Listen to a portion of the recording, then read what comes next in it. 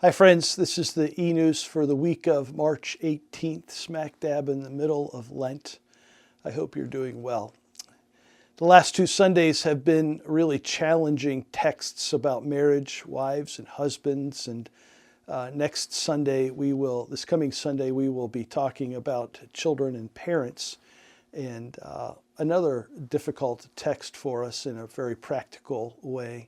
But I hope that you appreciate that wrestling with the Word of God is really what we are called to do. And I hope that you are joining us on that journey. On Wednesdays, we've been going through the armor of God. We have tonight and next Wednesday left in that study. So I hope you'll join us for dinner and study this evening. And also, just so you know, there is no dinner study on Wednesday during Holy Week. In Holy Week, we will have a Maundy, Thursday service and a Good Friday service. I want to share good news. Nicole Powell has told us that the VBS, the Vacation Bible School registration, is full. 140 kids and a waiting list with only 10 days of registration. So that speaks volumes about the leadership there and the offering of Vacation Bible School in June. I also want to encourage people as they're looking ahead at their summer schedule for the youth to look at the mission trip. Also later in June, the week after Bible school. There's a lot that we can do in the summer. So often the churches close down or take the summer off. And while it's a different pace and a different season, it's a great opportunity for spiritual growth as a church and as individuals. So let me encourage you along those ways. I wanted to read for us on this eNews from the Gospel of Luke. This is before Palm Sunday, so I thought it would be appropriate. In chapter 18, verse 35. As Jesus approached Jericho, a blind man was sitting by the roadside begging. When he heard the crowd going by, he asked what was happening. They told him, Jesus of Nazareth is passing by.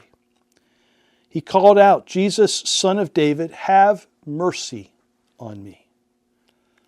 Those who led the way rebuked him and told him to be quiet, and he shouted all the more, Son of David, have mercy on me.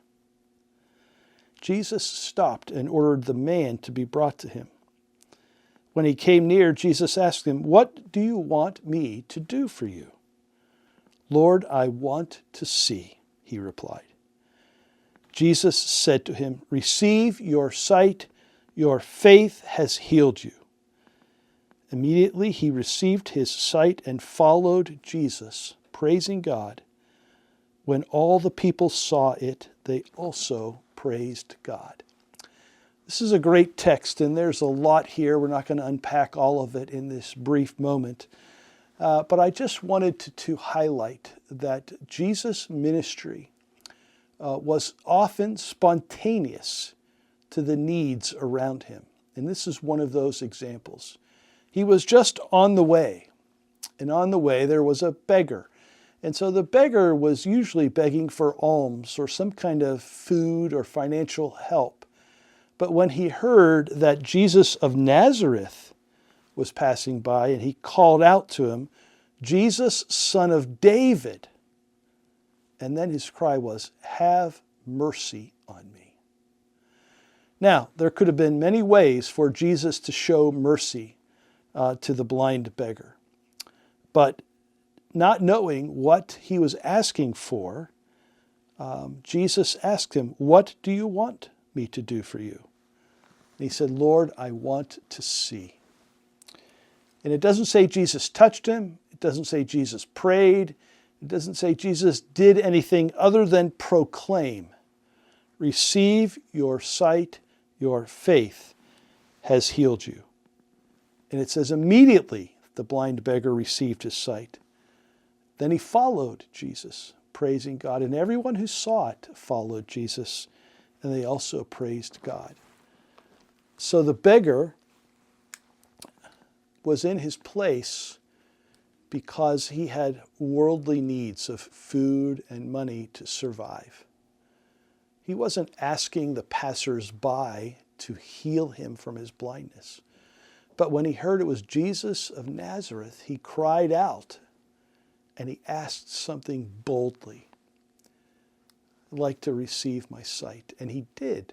Jesus had mercy on him. So I want to say two things. One, let's be sure that when we approach Jesus in prayer, we're asking him for things that are significant and meaningful. Not necessarily worldly answers to issues, but the power of spiritual freedom and life in the midst of our limitations.